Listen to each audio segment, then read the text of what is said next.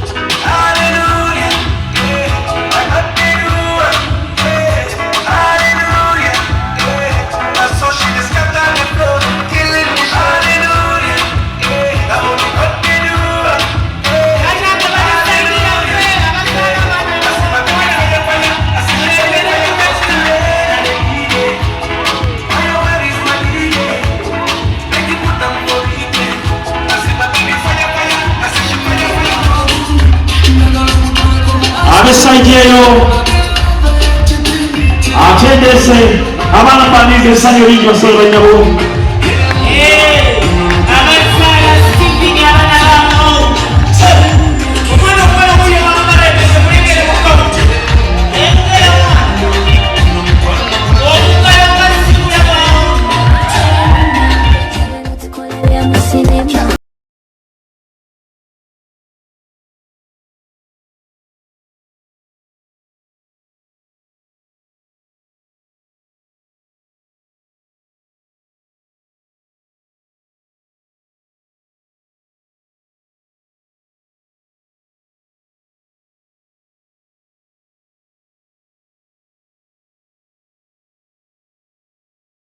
Happiness in my soul.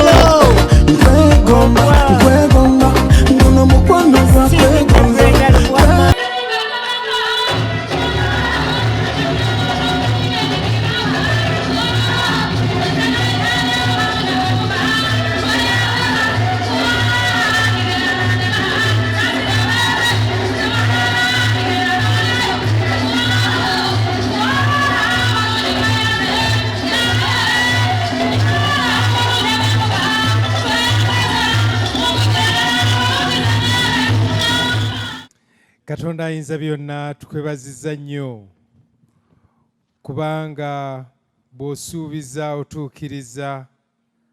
Ate tukwebaza Mukama kubanga abaana b'abantu bateekateeka naye okutuukiriza kuva gy'oli.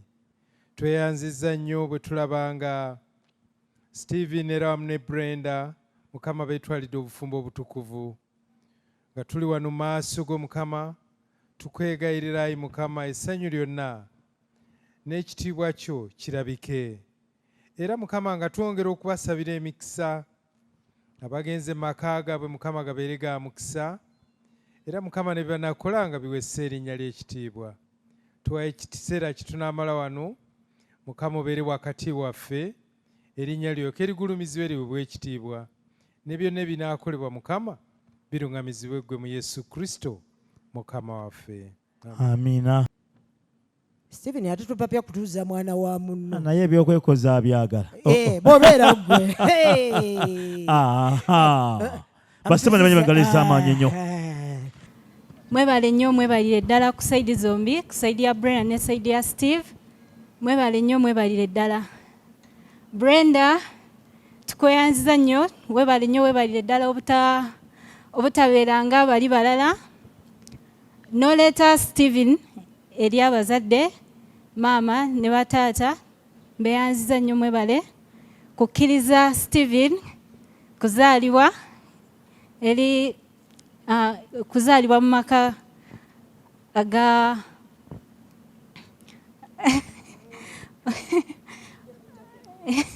si byangu mbimanyi. Kwegamba kyengeza kugamba mwebale nnyo okukkiriza Stephen okuzaalibwa mu maka gaffe. Brenda tukweyanziza nnyo webale, webalire nnyo webalire ddala. Brenda nze nga okuva lwe namanya Brenda muntu mulungi nnyo, muntu wampisa, muntu wagonjebwa, era mbasabira emyaka mingi mu bufumbo bwammwe ate bubeere bwa ssanyu. Kyembasaba kukwatagana na kusonyiwagana.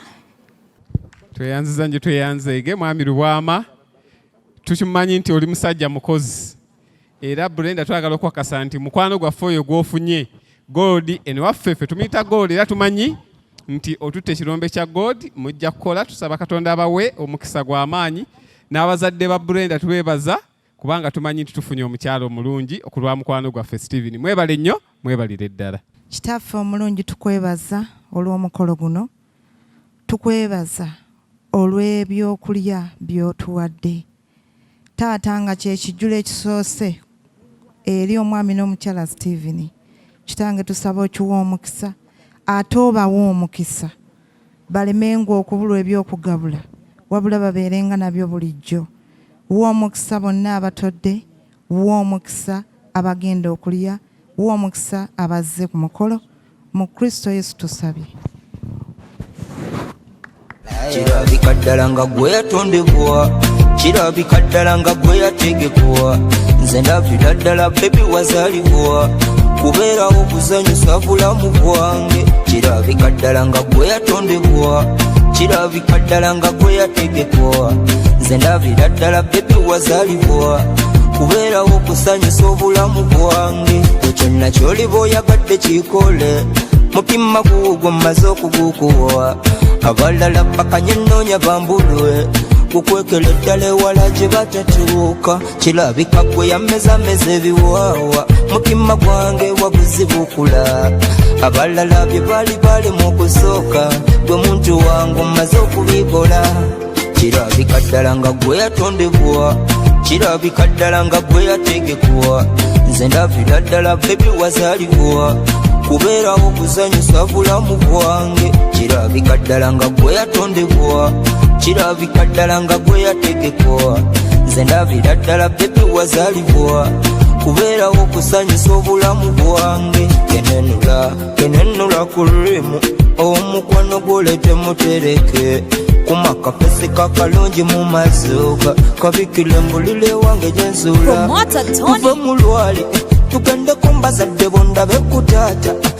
Kale ne mama wo nina obuvaazi, manyi nja kumbala nnyuma emmanyi okuyimba, bebe nkuyimbirengamu waddeyo wali abalungi gyempitirago muntu wange manya teri bakusinga n'omukono gondaza ogw'omungi mwana gwe nkirabira ddala ddosanye kwagalwa wama singa baaliwe batyo singa baali bonna baaliwe nze mpulira emirundi mingi nga abantu bagamba nti obufumbo buzibu obufumbo tebugenda obufumbo bangi bwe batyo boogera naye Stephen ne Brenda njagala okubagamba nti obufumbo si buzibu buba buzibu bwe muba mwagala bubeere buzibu bwe muba mwagala bubeere bwangu era buba bwangu is what you make kye mwagala kye bubeera naye kikaakano bwe muba mwagala bubabeerere bwangu kitegeeza mu butambuze nga nanyini kubutandika bwagamba kubanga obufumbo si idea y'abantu lwaki Bible yo eri very clear in Genesis 2:18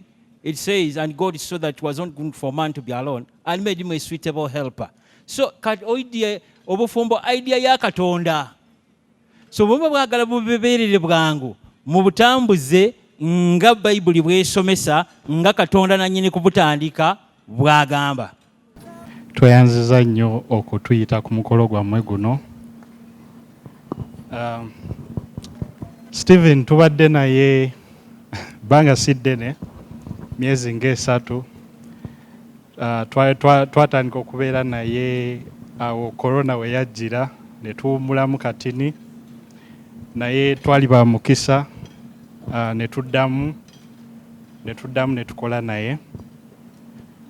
Era ku lw'abakozi bannange abataze tubaagaliza obufumbo obulungi. Stephen mwami mulungi, mukozi mulungi, era ensuubira ajja kubeera mwami mulungi. Tubaagaliza obufumbo obulungi. Mukama abawe omukisa.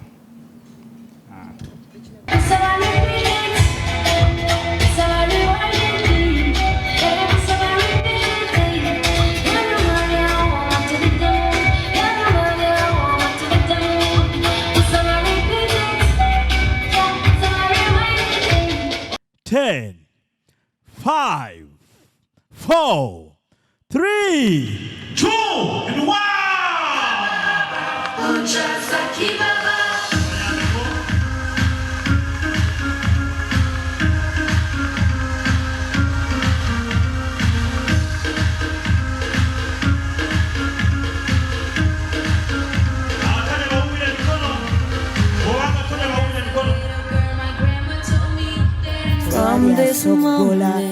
Eno tewali basoggozi. Owulidde bulungi. Brenda mpola nze nina ebigambo byelindago. Ane ne Stephen naye n'ayanguwa n'agamba bannange kale mpola mpola tulabe nga Brenda aliisa munne yakantu ng'okutte katono kayagala. From this moment, I have been blessed. For your happiness. Bannanga batala bayoze maaso gammwe. Brenda bw'atyo bw'alabise ng'alisa Stephen era nga muwekyeggulo ekyokubiri. Nabugamba munnange nnyo ku lwendo olw'amazzi. Brenda sembera omwami tujja kusaba mwongere olwendo tanywa mulundi gumu gwokka mwongere gugu omwami n'omukyalo bwama akaseerako mukajjukirenga nnyo ng'osembe otyo ebintu ebyo bino bikwagaza obuto naye nga tokyaddayo bakulu banno nga baafa ojja kisasulira ne Stephen n'agamba ti Brenda saagala kulekerawo ogenda noyogerera obukulu ng'olinga agamba nti fe obukulu baabuwera bwe tulimu wadde katono mbutayagala bonebone lipstick aveeko n'agamba nawe nywako ku mazzi